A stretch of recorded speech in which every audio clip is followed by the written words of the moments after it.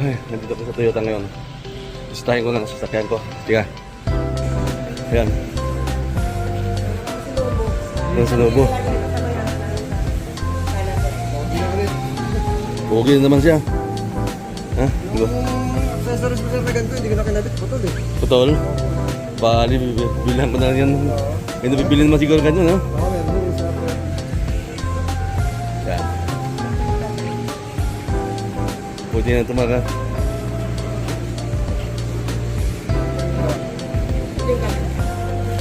Ito yung ano, pinalitan. Bago to, no? Ganito sir, patibang na po bang. Kita mo lang yata yung Bumper. papalitan niya. Yung RFID niya. Oo, kaya po, hindi na po naririnig. Kasi ito eh. Napapalitan natin, no? Opo, basta nandiyan yung parts niya. Hindi na po naririnig talaga. Yan. Ito, wala na. Kaya po. Wala na yung... Bago po kasi yan, sir.